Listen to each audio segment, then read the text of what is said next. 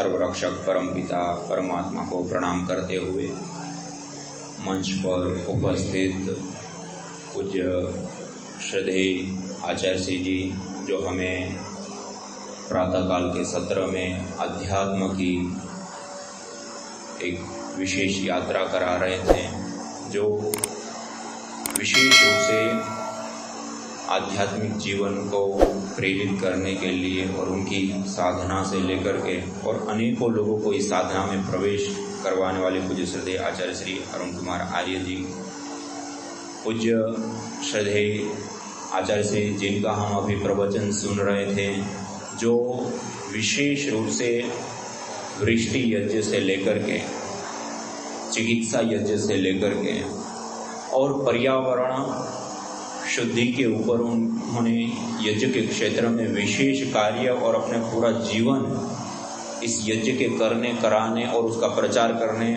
और मैं जितना समझता हूँ उन्होंने हजारों परिवार में जाकर के यज्ञ कराया और लोग हर रोज उनकी प्रेरणा से प्रतिदिन भी यज्ञ करते हुए हैं, तो वो भी हमारे बीच में, उनको भी हम प्रणाम करते हैं। और मेरे दाईं साइड जो मुनि श्रेष्ठ जन हमारे बीच में हैं, पूज्य देव दयानंद सरस्वती जी के विचारों को जन जन घर घर तक पहुंचाने के लिए निरंतर पुरुषार्थरत हैं। इसी प्रकार से हमारे सारे पूज्य श्रद्धेय मुनिगण, आयोजकगण और आप सभी श्रद्धालु भाई बहनों को मैं प्रणाम करता हूँ, नमन करता हूँ, वंदन करता हूँ। पिछले दिनों से हम यज्ञ के ऊपर चर्चा कर रहे हैं, यज्ञ से क्या लाभ होता है, किस प्रकार से कार्य होता है, यज्ञ का मंत्र का उच्चारण सीखने से लेकर के व्यक्तिगत रूप से प्रैक्टिकल यज्ञ कैसे किया जाता है, देव यज्ञ, उसकी प्रैक्टिस भी हम लगातार कर रहे हैं। और आज प्रातःकाल का दृश्य में देख रहा था, एक तो शुरुआती सत्रों की अपेक्षा हर सत्र में संख्या बढ़ रही है, दूसरा मैं आज सुबह में देख रहा था कि सब लोग इतने मनोभाव के साथ यज्ञ कर रहे थे और ये तीसरी ही बार यज्ञ कर रहे थे और एक भी कुंड की अग्नि बीच में बुझी हुई नहीं दिखी और पूरे व्यवस्थित कर रहे। और उसके साथ साथ ये जो हम यज्ञ आज हम यहाँ पर सब मिल करके कर रहे हैं, उस यज्ञ को हम इस सत्र के बाद, शिविर के बाद हम अपने घर पे व्यक्तिगत रूप से स्वयं से भी कर पाएंगे। और इस यज्ञ को करने से कितना सरल है, आसान है, 5, 10, 15 मिनट के समय में हो जाता है। और कोई एक ऐसा कार्य आप बताइए जिस कर्म को आप 24 घंटे में 5-7 मिनट करते हो, आपका भी लाभ होता है, आपकी साधना का भी लाभ, शारीरिक लाभ भी होता है, मानसिक साधना का भी विशेष रूप से लाभ होता है, आपके परिवार का भी लाभ होता है, आपके गांव का, समाज का भी लाभ होता है, पर्यावरण का भी लाभ होता है, देव ऋण से ऋण भी होते हों, या इस प्रकार से अनेक प्रकार के कीट पतंग, पशु पक्षी, पेड़ पौधे, वनस्पतियों का उपकार भी होता हो। कोई एक काम है जिसको हम करते हो और ये सारे लाभ मिल जाएं। इसलिए मानो प्रातःकाल उठ करके हमारे ऋषियों ने हमें एक ऐसा अमोघ और अनमोल कार्य दिया है जिसको प्रातःकाल 5 से 10 मिनट करके ये सारे लाभ हम उठा लेते हैं।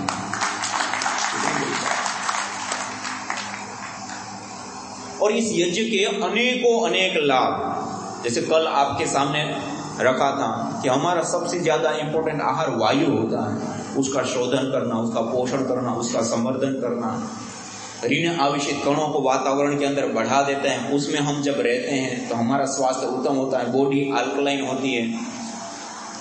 और उसके साथ साथ विशेष रूप से बैक्टीरिया, वायरस, फंगस आदि से भी पूरे परिवार का बचाव होता है। इस प्रकार के छोटे छोटे कई सारे लाभ जो वैज्ञानिक तरीकों से, जो भौतिकी की दृष्टि से जो देखे गए हैं, जांचे गए हैं, मापे गए हैं, उसके विषय में हम चर्चा कर रहे हैं। उसी क्रम में आज 1-2 चीजें हम और देखेंगे। कल एक लास्ट में मैंने चीज बताई थी न्यूरोकेमिकल के बैलेंस होने की, कि हम जब मंत्र पाठ के साथ जब हम हवन करते हैं, उसका जो हमारे मस्तिष्क की ऊतक के ऊपर जो प्रभाव होता है जिसके कारण से हमारे जो न्यूरोकेमिकल होते हैं वो बैलेंस में आ जाते हैं। जो कोई मेडिसिन से भी काम नहीं होता है वो काम हम यज्ञ के माध्यम से सक्सेसफुल कर पाए। इसी प्रकार की एक और विधा होती है जिसको बायोफिल्म स्कैनिंग या क्रेलियन फोटोग्राफी के रूप में देखा जाता है, नापा जाता है। एक प्रकार की डिटेक्टर पद्धति होती है। पहले जर्मनी, ऑस्ट्रेलिया, यूएसए 2-3 देशों में प्रयोग होती थी। आज भारत में भी उसके 2 जगह पर सेंटर है, चेन्नई, मुंबई आदि में। उस डिटेक्टर पद्धति से हमारे शरीर के अंदर प्राण ऊर्जा का फ्लो क्या है, किस दिशा में है, क्या कमी है, क्या अधिकता है, क्या रोग होने की संभावना है या क्या रोग है, वो सारी चीजों का आकलन या पता किया जाता है। हमने कुछ पेशेंट लिए, उनकी बायोफिल्म स्कैनिंग कराएंगे मुंबई में एक सेंटर पे, और बायोफिल्म स्कैनिंग आदि कराने के बाद और उनको फिर उसके बाद यज्ञ कराया गया। जो आपने देव यज्ञ किया वही देव यज्ञ, और उसके बाद गायत्री मंत्र, महामृत्युंजय मंत्र, और कुल मिलाकर के 45 मिनट तक आहुतियां। उसके बाद की जो 15 मिनट है वो उस वातावरण के अंदर बैठना, प्रार्थना आदि जो हम करते हैं वो सारे के अंदर उसका समय व्यतीत किया गया। कुल मिलाकर के 1 घंटा मात्र यज्ञ किया। उसके बाद फिर से उनकी बायोफिल्म स्कैनिंग कराई। महानुभाव जो डॉक्टर साइंटिस्ट लोग इस डाटा को जो एनालाइज किए, उन्होंने बताया कि आपने 1 घंटे के अंदर क्या करा करके लेकर के आए, जो कई महीने ट्रीटमेंट करने के बाद रोग की स्थिति में जो परिवर्तन नहीं आते हैं वो परिवर्तन 1 घंटे में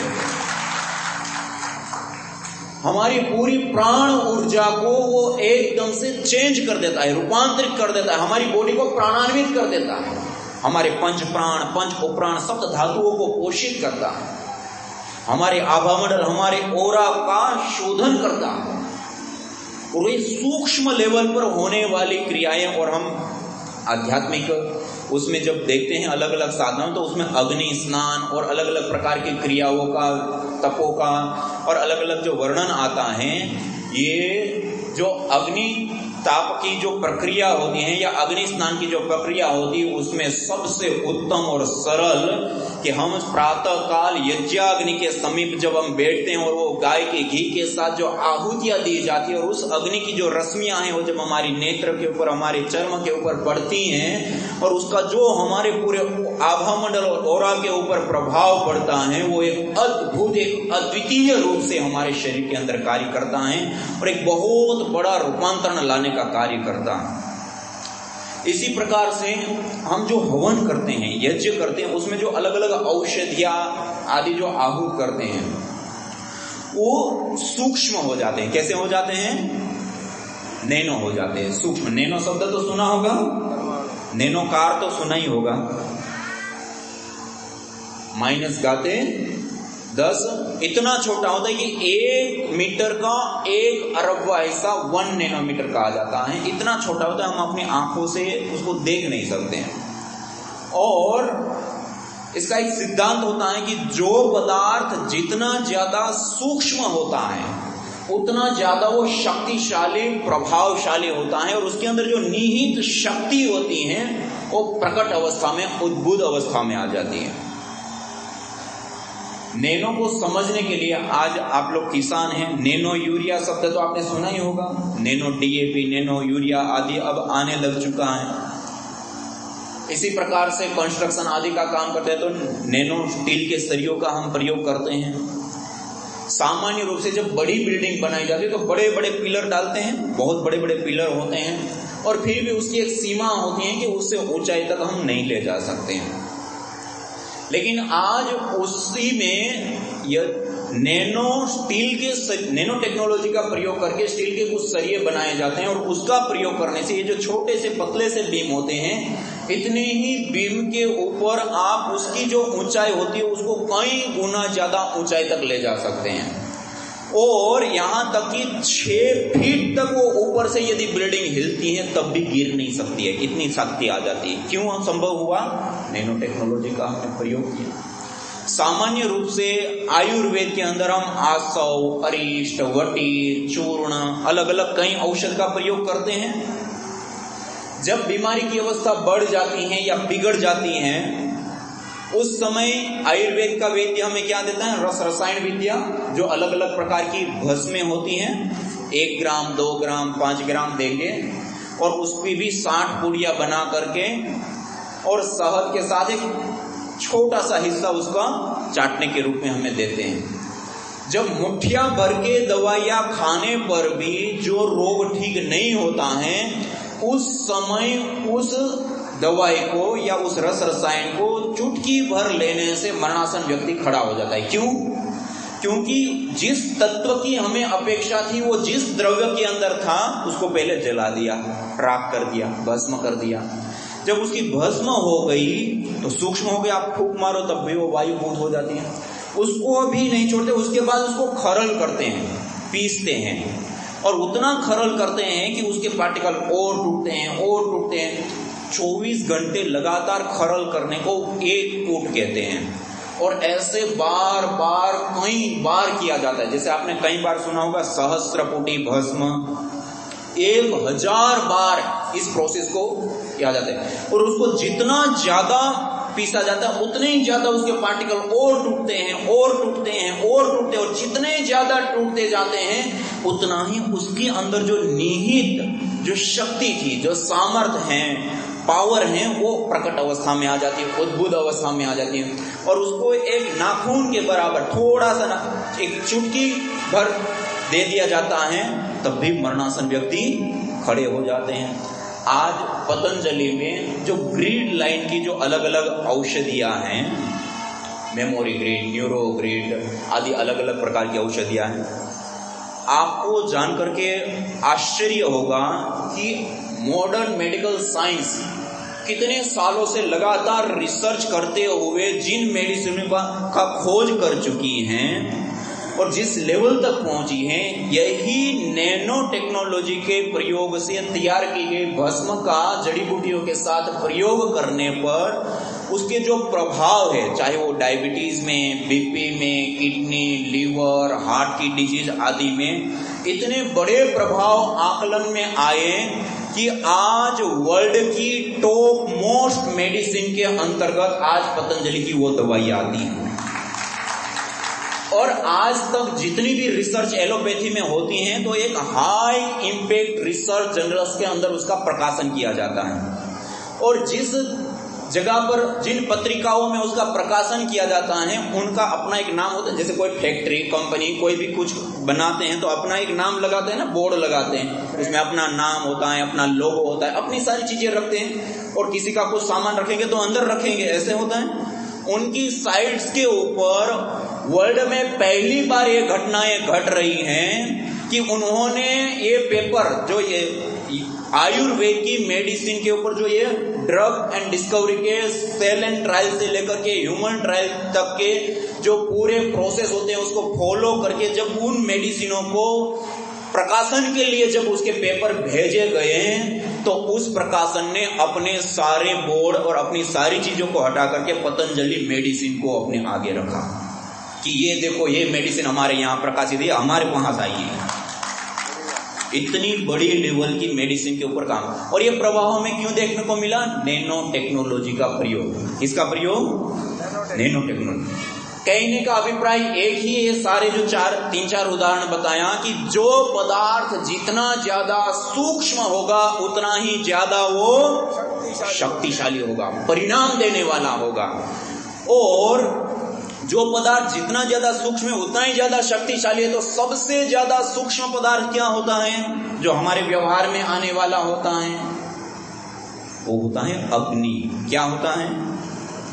अग्नि एक इतना सूक्ष्म द्रव्य है।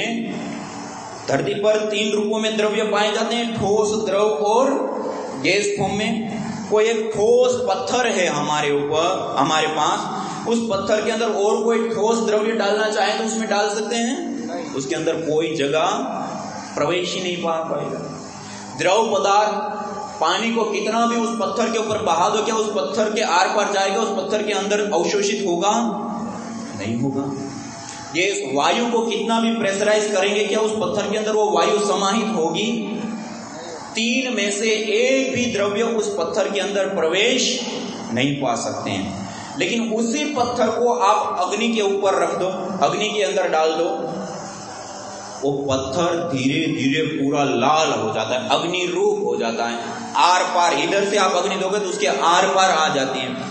और अधिक टेम्परेचर दे देते हैं तो पत्थर को भी पिघला देती हैं, लिक्विड फॉर्म में आ जाता है। और अधिक टेम्परेचर दे देते तो उसको पूरा गैस फॉर्म में कन्वर्ट कर देती है, रूपांतरित कर देती है। इतना ज्यादा, मानी जिस पत्थर के अंदर ठोस, द्रव या गैस, तीन में से एक भी द्रव्य प्रवेश नहीं पा सकता है, उसके भी अंदर जाकर के उसके अणु परमाणु का छेदन भेदन करके उसके आर पार जाने की सूक्ष्मता, शक्ति किसी के अंदर है तो वो है अग्नि के अंदर। किसके अंदर है? और अग्नि का एक विशेष स्वभाव होता है, अंगम नयति इति अग्नि। जो भी पदार्थ अपने संपर्क में आता है उसको अपने जैसा बना लेता है। कैसा बना लेता है? अपने जैसा, अर्थात कैसा हो गया? अत्यंत सूक्ष्म। कैसा हो गया? अत्यंत सूक्ष्म। और कितना सूक्ष्म? अग्नि जितना सूक्ष्म। और हम जब हवन करते हैं, यज्ञ करते हैं, तो यज्ञ करने से पहले हमारे पास 1 किलो घी है, 1 किलो सामग्री है, 1 किलो समिधा है। इसको हम देख सकते हैं, छू सकते हैं, वेट कर सकते हैं, व्यवहार कर सकते हैं। लेकिन एक बार आपने उसको यज्ञाग्नि के अंदर आहूत कर दिया, उसके बाद वो सारा 3 किलो था, अब कहां गया? वो सारा सूक्ष्म हो गया। कहां गया? और वो इतना ज्यादा सूक्ष्म हो गया कि अब हमारी 5 में से एक भी इंद्रिय सीधा उसका ग्रहण नहीं कर सकती। और जो पदार्थ जितना ज्यादा सूक्ष्म होता है उतना ही ज्यादा वो क्या होता है? शक्तिशाली, पावरफुल होता है। और ये अग्नि के अंदर जो आपने गाय का घी, जड़ी बूटियां आदि दी, वो इतने शक्तिशाली, पावरफुल नैनो पार्टिकल होकर के सामने आते हैं। हमने IIT रुड़की में पहले इसके ऊपर काम किया। हमारे पास वो मशीनें नहीं थी, IIT रुड़की में उसका पूरा सेटअप है। तो हमने जो यज्ञ करते हैं उससे उठने वाले जो पार्टिकल होते हैं, उस पार्टिकलों का हमने एनालिसिस कराया और उसमें हमें नैनो पार्टिकल मिले।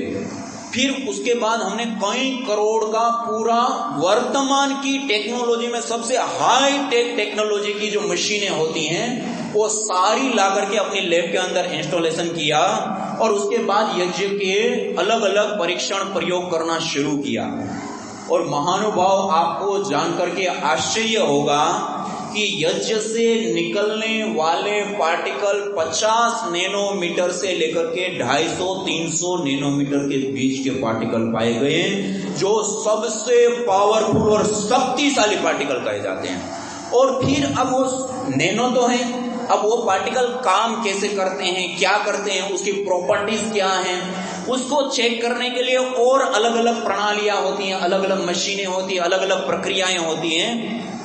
और उसका जब हमने उसमें प्रयोग किया तो आपको जानकर के आश्चर्य होगा, जो हम सामान्य रूप से एक बच्चा भी बैठ करके आहुति दे करके जो यज्ञ को कर लेता है, उस यज्ञ से उठने वाले नैनो पार्टिकल सामान्य प्रकार की डिजीज को ट्रीट करने के साथ साथ कैंसर जैसी घातक बीमारियों को भी ट्रीट करने की सामर्थ्य वाले पार्टिकल पाए गए। और उससे भी एडवांस कि ये जो नैनो पार्टिकल हैं वो पार्टिकल बिहेवियर कैसे करते हैं, एब्जॉर्ब कैसे होते हैं, ये सबसे बड़ा साइंटिस्ट जो इसमें होंगे वो आप अच्छे से समझ पाएंगे। तो आपको जो कल भी एक बताया था, धन आवेशित कण, ऋण आवेशित कण, इसका एक बिहेवियर होता है, उसके कारण से वो एब्जॉर्ब होता है नहीं होता है, क्या होता है उसका पता चलता है।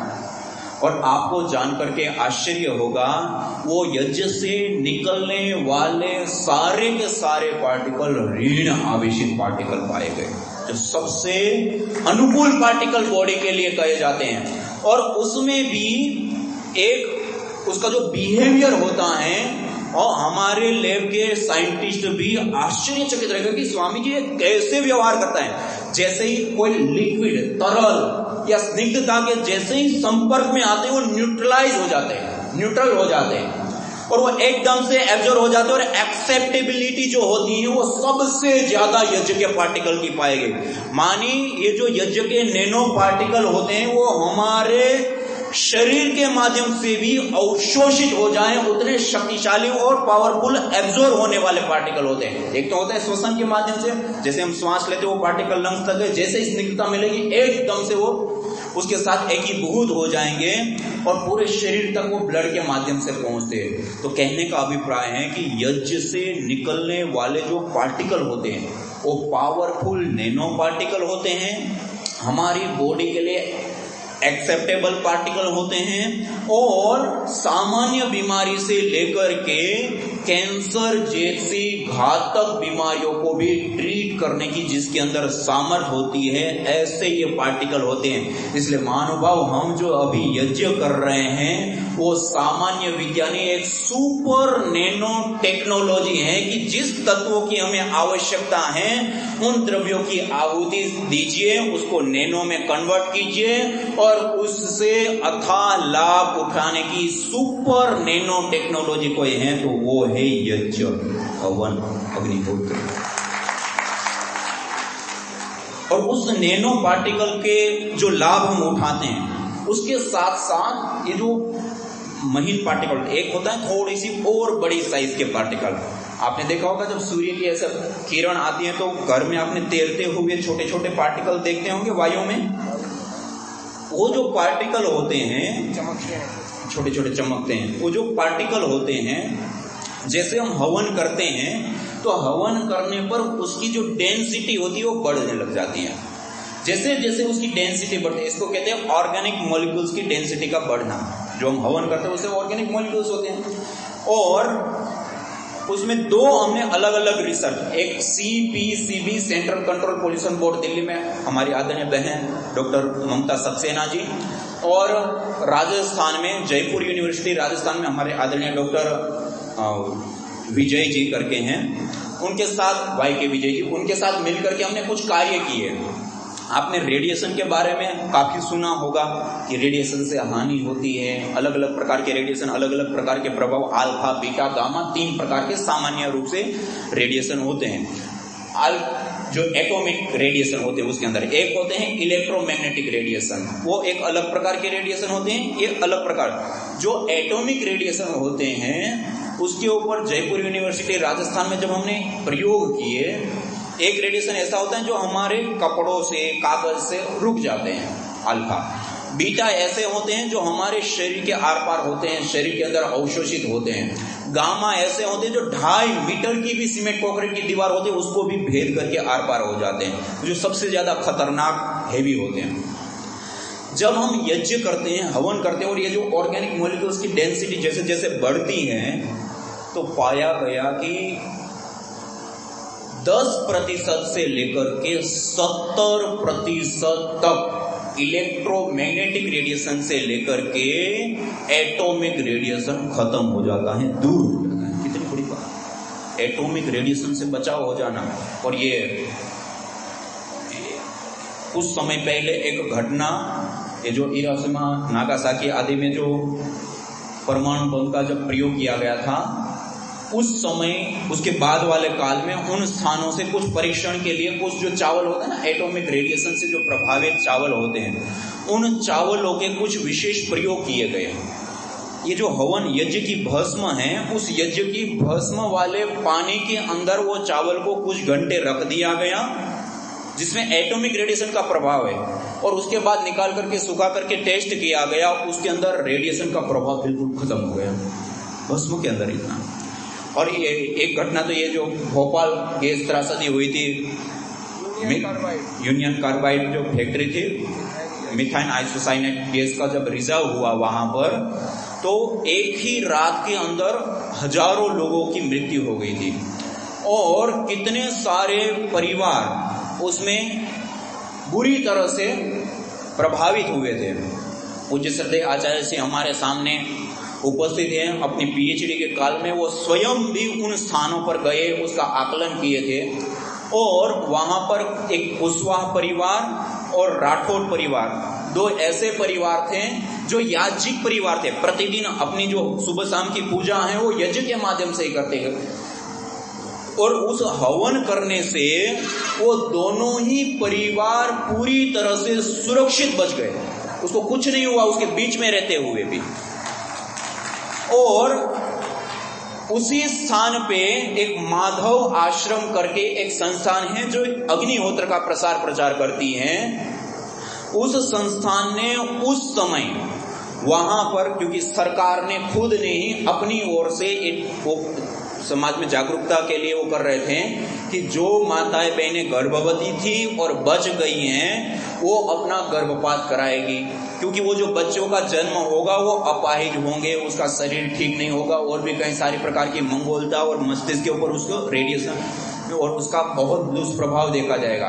और उस समय इस संस्थान के लोगों ने उसके लिए कहा कि ये जघन्य पाप होता है, इसको आप मत कीजिए, हमारे पास आइए, हम यज्ञ सिखाते हैं, करिए, यज्ञ में बैठिए, आपके बच्चों को कुछ नहीं होगा। और 19 ऐसी माताएं थी जिन्होंने उनकी बात मानी और उसमें से कुछ तो मुसलमान माताएं भी थी। और वो हर रोज इन्होंने यज्ञ कराया, जो हम हर रोज हवन करते वो हवन किया, उसमें बैठे योगा, और वो यज्ञ करने का उतना प्रभाव उनके शरीर के ऊपर गिरा कि वो 19 की 19 माताओं की डिलीवरी नॉर्मल डिलीवरी हुई और सारे के सारे बच्चों का स्वास्थ्य नॉर्मल प्राप्त हुआ। कितनी बड़ी घटना है। जो हम सामूहिक रूप से हर रोज यज्ञ करते हैं उसके ऐसे भी जो तात्कालिक अचानक कोई ऐसी घटनाएं घट गई, कोई ऐसी स्थिति है, कोई ऐसा प्रभाव है, तो उससे भी हमारा बचाव हो जाता है। अभी पूज्य आचार्य जी जो हमें बता रहे थे चातुर्मास्य यज्ञ, जो भेषज यज्ञ, बस भेषज यज्ञ ये वायते ऋतु संधिसु प्रयुज्यन्ते, जो ऋतु संधि काल जो होते हैं, जो ये ठंडी से गर्मी, बरसात से आगे की जो ऋतु, ये जो संधियों का जो काल होता है, उस समय अनागत रोग जो अभी तक नहीं आए हैं लेकिन अब उस संधि काल में पैदा होते हैं, सर्दी, जुकाम, बुखार और अलग अलग प्रकार के रोग भारी मात्रा में समाज में उत्पन्न होने लगते हैं। तो वो रोग आए ही ना, उसके लिए वो यज्ञों का विशेष रूप से प्रयोग किया जाता है, सामूहिक रूप से बड़े रूप में यज्ञ करके, और उस अनागत रोगों की रोकथाम के लिए चातुर्मास्य जो भेषज यज्ञ कहे गए, विशेष रूप से सर्वांगीण सामाजिक आरोग्य के लिए, कि इस ऋतु संधि काल में जो रोग आएगा उस रोग से हमारा गांव, हमारा शहर प्रभावित ही ना हो, उसके लिए पहले से ही उपचार किया जाता है, उसको कहते हैं चातुर्मास्य यज्ञ। और ऐसे ही जो वात, पित्त और कब्ज से संबंधित जो रोग पैदा होते हैं उसकी विकृति के कारण, जैसे ग्रीष्म ऋतु है, अभी ग्रीष्म ऋतु में उष्णता बढ़ जाती है, वातावरण के अंदर पहले से ही उष्णता है, गर्मी है, पित्त बढ़ा हुआ है। आपको कल बताया था हमारा सबसे ज्यादा और इंपॉर्टेंट आहार क्या होता है, वायु, जो 24 घंटा हम ले रहे हैं। वातावरण के अंदर पित्त दोष पहले ही बढ़ा हुआ है, 24 घंटा उस वायु को लेते हैं तो हमारे शरीर के अंदर भी पित्त दोष प्रकोपित होता है कई कारणों से। एक तो माता पिता से भी होता है जो हम प्रकृति मिलती है, दूसरा हम जो खाना पीना कैसे कहते हैं, गर्म भोजन, जो गर्म तासीर वाले भोजन है वो ज्यादा करेंगे तो कभी भी पित्त विकृत हो जाएगा। और इसी प्रकार भोजन के साथ साथ ऋतुओं का भी प्रभाव वायु के ऊपर पड़ता है, और वायु का प्रभाव, क्योंकि हमारा सबसे ज्यादा आहार वायु है, उसका हमारे शरीर के ऊपर पड़ता है तो पित्त दोष प्रकोपित होता है। तो इस समय जो शीतल द्रव्य होते हैं, जो शांति देने वाले द्रव्य, चंदन आदि जो द्रव्य होते हैं, गुलाब आदि जो द्रव्य होते हैं, जो शीतल द्रव्य होते हैं, उन द्रव्यों का विशेष रूप से हवन के अंदर जब प्रयोग करते हैं तो वातावरण के अंदर पहले से ही पित्त दोष का समन हो जाता है, जिस वायु को हम ले रहे हैं। और उस पित्त दोष समन वाली वायु को लेंगे तो शरीर के अंदर पित्त दोष प्रकोपित नहीं होगा, और पित्त दोष प्रकोपित नहीं होगा तो जैसे बच्चों को नक्सीर हो जाना, कि युवाओं को फोड़े, फुंसी आदि बहुत बड़ी मात्रा में निकलता है, चकत्ते होने लगते हैं, दांत खाद, खुजली आदि चर्म रोग ज्यादा होने लगते हैं, गर्मी बढ़ती है, पित्त बढ़ता है, तो जो पित्त के विकार हैं वो सारे उद्भव होने लग जाते हैं, तो वो पित्त के विकार उद्भव होंगे ही नहीं। इसी प्रकार से वर्षा ऋतु में वात दोष बढ़ जाता है, स्वाभाविक रूप से वातावरण के अंदर बढ़ा है, उसी को निरंतर ले रहे तो शरीर के अंदर भी वात प्रकोपित होता है, घुटनों में दर्द, कमर में दर्द, सर्वाइकल, कुंडलाई, ये सारी चीजें जो वात दोष की विकृतियां हैं वो प्रस्फुटित होने लगती हैं। तो उसका उस समय निर्गुंडी आदि जो विशेष द्रव्य होता है जो वात दोष के समन वाले, जैसे पतंजलि द्वारा एक विशेष औषधि का निर्माण किया गया, हवन सामग्री जो विशेष रूप से वातेष्टि हवन सामग्री, जो वात दोषों के शमन के लिए, उसका जब हम हवन करते हैं तो वात दोष पहले से ही संतुलित हो जाता है। उस वायु को हम लेंगे तो उसका विकार नहीं होगा। इसी प्रकार से जो शीत ऋतु आती है, कफ दोष का प्रकोप होता है, तो उस समय सर्दी, जुकाम, बलगम, श्वास की प्रॉब्लम और अलग अलग प्रकार की समस्याएं होने लगती है। तो उस समय उस विशेष हवन सामग्री का प्रयोग करने से, जो कफेष्टि हवन सामग्री, जो कफ रोगों का निवारण करने वाली जो औषधि या द्रव्य होते हैं, उसका जब हम प्रयोग करते हैं तो कफ दोष का वातावरण के अंदर पहले ही शमन हो गया, और उसके अंदर जब हम रहते हैं तो हमारे शरीर के अंदर भी कफ दोष का संतुलन रहेगा। तो वात, पीत और कफ के कारण जो रोग उत्पन्न होते हैं उसके शमन के लिए भी ऋतुओं के अनुसार औषधियों का चयन करके, ग्रीष्म ऋतु है तो इसके लिए पीतेष्टि हवन सामग्री है, वर्षा ऋतु है वातेष्टि हवन सामग्री है, शीत ऋतु है कफेष्टि हवन सामग्री है। उन विशेष द्रव्यों का हवन करने से वातावरण के अंदर पहले से ही वो दोष संतुलित होते हैं। संतुलित दोष वाले वातावरण के अंदर रहने से हमारे शरीर के अंदर भी दोष संतुलित रहते हैं, और हमारे दोष संतुलित, वात पित्त कफ संतुलित रहे तो कभी कोई रोग होगा नहीं।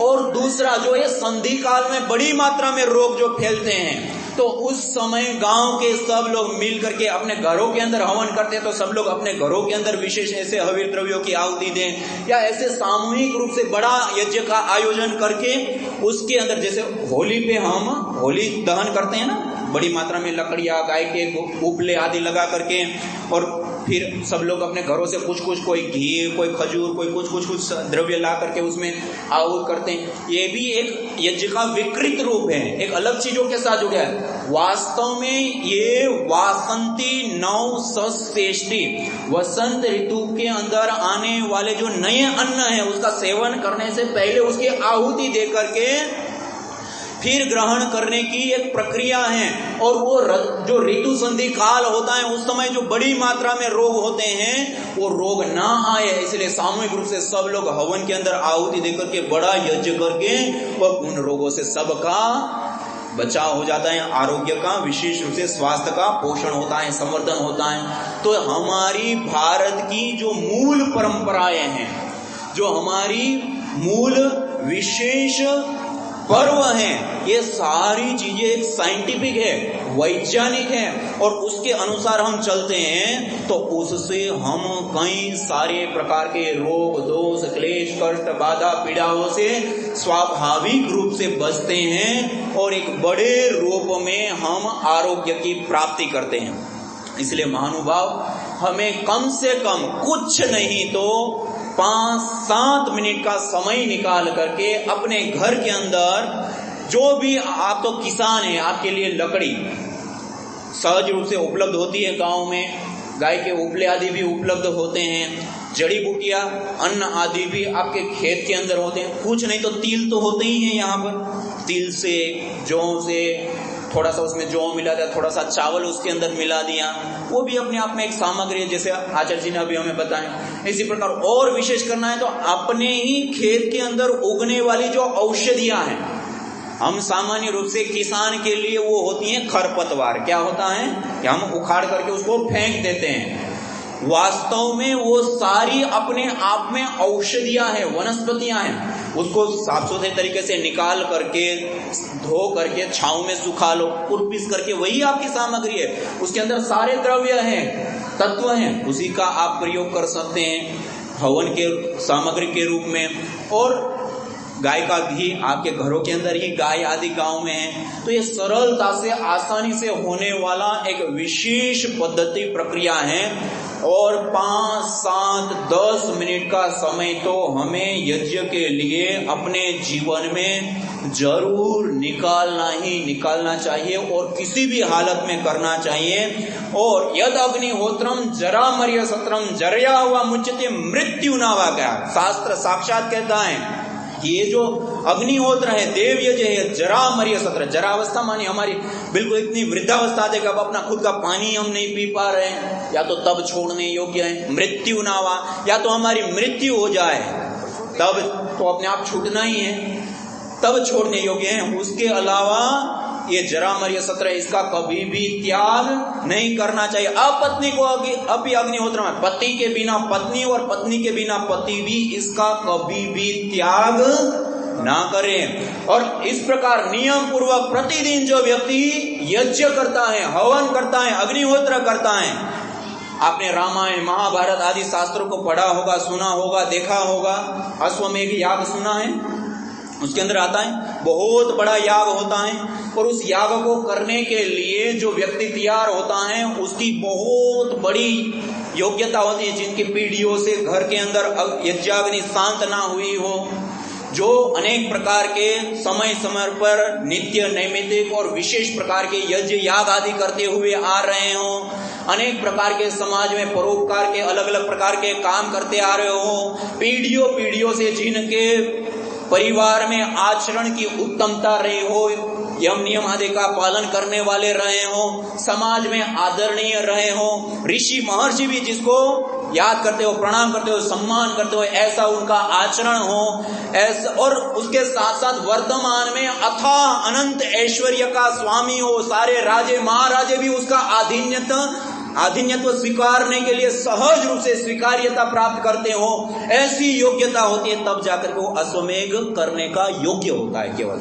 और उसके बाद जब वो ये याग करता है और उस इतने बड़े याग का जो प्रतिफल होता है वो जितना बड़ा फल होता है, कहा गया अग्निहोत्रे अश्वमेघस्य आपति, जो प्रतिदिन नियम पूर्वक अग्निहोत्र करता है वो अश्वमेघ याग का फल प्राप्त कर लेता है।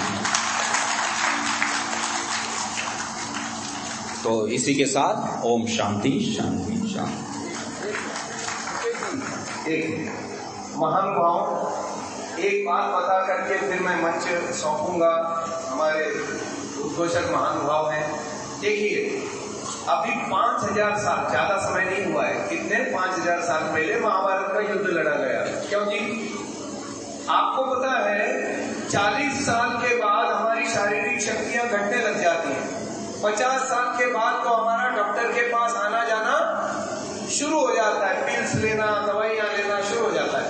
अच्छा, 70-80 तक तो हम अपना दिन गिनने लग जाते हैं। बोलो हाँ या ना? आपको पता है महाभारत युद्ध जब लड़ा गया तो लड़ने वाले योद्धाओं में 80% योद्धा अबाउ 100 इयर्स थे। सुबह से लेकर के शाम तक महाभारत का युद्ध लड़ा जाता था। सूर्योदय से शुरू होता था, सूर्यास्त तक लड़ा जाता था। सोचिए 125, 150, 175 और 200 से भी अधिक आयु वाले योद्धा सेनापति बन रहे थे। कृपाचार्य, द्रोणाचार्य, ये अबाउट 200 इयर्स की आयु के थे। पितामह भीष्म 175 वर्ष की आयु के थे और कौरव पक्ष से सेनापति के रूप में सर्वाधिक दिन लड़े हो। ये शारीरिक क्षमता यानी ये फिटनेस जो 100 वर्ष के बाद भी युद्ध लड़ने के लिए, क्या आप बॉर्डर में युद्ध लड़ने वाले योद्धाओं की आयु 60 वर्ष 80 वर्ष से आगे आज देखते हो? पूरे वर्ल्ड में कहीं भी देखते हो 40-50 से बाहर निकाल दिए जाते हैं। अब आप देखो महाभारत युद्ध में 125, 150, 200, 250 वर्ष का योद्धा सेनापति बनकर के लड़ रहा है। और ये एक दो व्यक्ति नहीं, 17 औक्षोहिणी सेना लड़ी थी महाभारत के युद्ध में, इतिहास साक्षी है। और सारे 100 ईयर्स से ऊपर 20% ऐसे भी थे अभिमन्यु जैसे, जिनकी आयु कम रही होगी, 70-80 वर्ष रही होगी। महानुभाव सोचिए, ये जो लोगों के अंदर क्षमता थी, घर में यज्ञ होते थे। और जैसे ऋतु में यज्ञ करने की बात इन्होंने भी कही, इन महानुभावों ने भी कही, सामूहिक रूप से लोग इकट्ठे होते थे और भैषज यज्ञ को करते थे। ऋषि दयानंद ने यहाँ तक लिखा है कि राजे महाराजे लोग और बड़े बड़े सेठ लोग धन निकाले अपना और यज्ञ करे, यज्ञ की धूम से बादल को सुगंधित करे और बादलों के पानी को मेडिकेटेड करे, वो पानी हमारे खेतों में बरसे और नदियों में वो पानी बहे, मेडिकेटेड पानी, जिसको पी करके और वो अन्न खा करके हमारे शरीर ऐसे पुष्ट हो कि एक योद्धा 125 वर्ष के बाद भी, 150 वर्ष के बाद भी लड़ने की क्षमता रखता हो, और वो भी 12-12 घंटे शस्त्र अस्त्र लेकर के। तो महानुभाव, क्या आप चाहते हैं? और दुनिया की तो छोड़ दो जी, मुझे ऐसा पता चला है बूढ़ा गांव जो है स्वच्छता के मामले में अन्य गांवों की अपेक्षा द्वितीय स्थान प्राप्त है मध्य प्रदेश में। मंदसौर जिले में बूढ़ा गांव द्वितीय स्थान पर प्राप्त है स्वच्छता के मामले में। मैं कहता हूं आरोग्य के मामले में न केवल मध्य प्रदेश में बल्कि पूरे भारतवर्ष में और विश्व भर में यदि आपको नंबर 1 आना है, हम परीक्षण की सारी व्यवस्थाएं करेंगे। आप लोग भैषज यज्ञ करने की तैयारी रखो, दैनिक यज्ञ तो करते ही हो, इसको आपको स्वास्थ्य मिलेगा ही मिलेगा, और बड़े बड़े यज्ञों को करने के लिए भी आप आगे आओ, और ये एक उदाहरण बने पूरे भारतवर्ष में ही नहीं पूरे विश्व भर में। बूढ़ा गांव को जो है ना डोनाल्ड ट्रंप आकर के विजिट करने की इच्छा करे। आप ऐसा भैषज यज्ञ हर 2-2 महीने में ऋतु बदलती है, भैषज यज्ञ करने के लिए आप इकट्ठा हो जाओ, संकल्पित हो जाओ। मैं दावे के साथ कहता हूं आने वाला समय हमारा है। देखो ये रोग बढ़ते जा रहे हैं, अभी ये कोरोना की जो वैक्सीन ली थी ना, वो चलते फिरते जा रहे हैं, चलते फिरते निपट रहे हैं। और यदि आप लोगों ने यदि यज्ञ का प्रचलन फिर से कर दिया तो कोई कारण नहीं है कि आपका ये गांव विश्व प्रसिद्ध होने से बच जाए, निश्चित तो होगा। तो बस अभी के लिए इतना ही हो। बहुत बहुत धन्यवाद आचार्य जी। पूज्य स्वामी जी, आपने अपने अमृत वचनों से हम सबको बहुत लाभान्वित किया। इस कार्यक्रम में आपकी उपस्थिति से जो उत्साह हमारे गांव में जो है कार्यकर्ताओं में और सभी लोगों में जो आया है वो अद्भुत है। पूज्य स्वामी जी, हम और आचार्य जी हम आपको आश्वस्त करते हैं कि भविष्य में निश्चित रूप से हम इस प्रकार के आयोजन करेंगे कि भैषज यज्ञ भी गांव में हो। और ऐसे परिणाम यदि मशीनों बहुत से लोग अपने कर दिया अनुशासन का पालन नहीं कर रहे, तो कृपया अनुशासन का पालन करें। भोजन के समय भी जो है कल भी कहा था भोजन का अपमान न करें, जितना आवश्यक हो उतना लें।